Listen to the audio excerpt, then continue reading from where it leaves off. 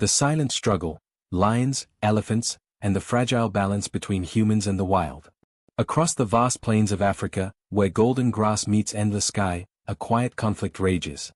Lions roam hungrier than ever, and elephants, majestic giants of legend, press into villages, shattering the fragile line between wilderness and human life. This is not just a story of animals and people. It is a story of survival, fear, and the deep choices we must make to share our planet. Part 1: Lions on the Edge. Hungry and weak, lions are forced to travel miles in search of food and safety. Long droughts, shrinking prey, and expanding towns push them ever closer to human settlements. In the outskirts of Johannesburg, reports reveal that in a single season over 15% of livestock vanished, taken by lions prowling beneath the cloak of night. For farmers, this is not a statistic. It is the bleating silence of an empty pen, the loss of a child's school fees, a family's dinner gone. One farmer, eyes rimmed red from sleepless nights, said quietly, "Every roar after dark feels like a heartbeat in my throat." Modern defenses, ancient memories. Governments have answered with innovative measures, sturdy fences of weather-resistant steel and mesh, designed to last decades with minimal maintenance. These barriers restore a little peace to villagers who once lay awake listening for distant growls. Yet history whispers that these struggles are nothing new. In the late 19th and early 20th centuries, colonial authorities turned to brutal solutions. Professional hunters, armed with powerful rifles, were dispatched to eliminate entire prides. Blood met dust in a grim dance for dominance. Inside the hunter's world. Today, lion hunts, whether for protection or controversial sport, demand meticulous preparation. Visiting a premier African outfitter reveals weapons like the Ribi 416, renowned for immense stopping power, capable of taking down a charging lion or a Cape buffalo with precision. But weapons alone don't define success. From hundreds of applicants, only about 80 hunters are chosen each year. They must demonstrate not just perfect aim, but mastery of tracking, animal behavior, and an ethic of responsibility. Training drills the mantra: protect communities, preserve balance. The hunt unfolds. Before dawn, teams of 3, the hunter, the tracker, the professional guide, set out. Hunting alone is forbidden.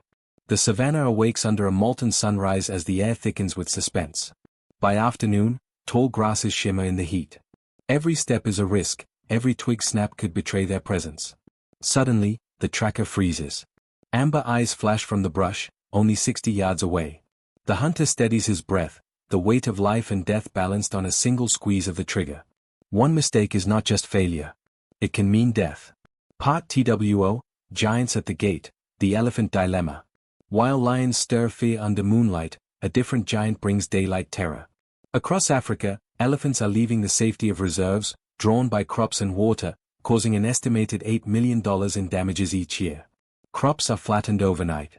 Brick walls crumble under tusks. Families wake to find their year's harvest trampled to pulp. A mother in Kenya recalls clutching her children as a bull elephant thundered through their yard. The ground shook like an earthquake. "I thought we would all be crushed." A day of chaos, October 15, 2022. On this day, a herd stormed a major highway. Weighing up to 14,000 pounds each, they toppled vehicles and paralyzed traffic for hours. What began as a routine morning ended with twisted metal and shaken townsfolk, a stark reminder of nature's raw power. From bans to control hunts. For decades, many nations upheld strict 10-year hunting bans to protect elephants. But as herds grew unchecked and attacks escalated, governments reintroduced tightly regulated control hunts, not sport, but a reluctant measure to safeguard communities. Hunters must be over 21, pass rigorous training, and operate only between April and August. Pregnant females and juveniles are strictly off-limits. Each year, only 80 to 140 elephants may be taken under watchful supervision. Training for the impossible. A charging elephant can reach terrifying speeds. Hunters train to target vulnerable points, head, eyes, temples, while staying calm as tons of muscle thunder toward them. Even a perfect shot may not stop a charge, sometimes several are needed before danger subsides. Governments run simulated encounters where trainees face mock lions, leopards, and elephants, testing reflexes and courage. Only the most disciplined earn permits for these high-risk missions. Ethics and aftermath. Critics argue that even controlled hunting disrupts ecosystems and frightens other wildlife. Gunfire echoes through the bush, shattering fragile peace. Conservationists advocate alternatives, relocating herds, satellite tracking, sound deterrence, and reinforced barriers that keep elephants away without bloodshed. Yet after every sanctioned hunt, the elephant meat is shared with food-insecure communities. For some villages, what began in fear ends in nourishment, a bittersweet cycle of survival and gratitude. Part 3, The Heart of the Debate. These stories, of lions slipping through fences and elephants breaking down doors, are not merely about animals. They are about us, our expanding cities, our need for food, our yearning to coexist with creatures who once roamed free without boundary. We face a painful question. Are rifles and fences our only answer? Or can technology, education, and deeper respect carve a different path? Hope on the horizon. Innovators are testing solar-powered fences, drone surveillance, and beehive barriers that deter elephants without harm. Local communities are learning to profit from wildlife tourism, turning living animals into long-term economic partners rather than adversaries. Children in rural schools now plant lion-friendly crops that require no nighttime watering, reducing conflict. Conservation groups track prides and herds via satellite, sending real-time alerts to farmers' phones. Africa's lions and elephants are more than icons, they are living symbols of strength, beauty, and the untamed spirit of the wild.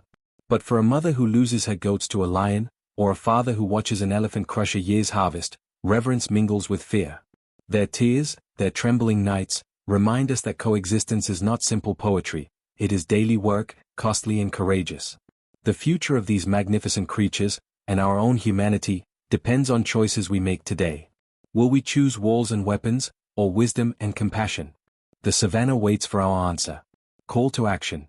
If you believe coexistence is possible, share this story.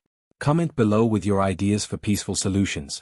Like and subscribe to join a community determined to protect both people and wildlife. Because the wild is not just out there. It lives within us all.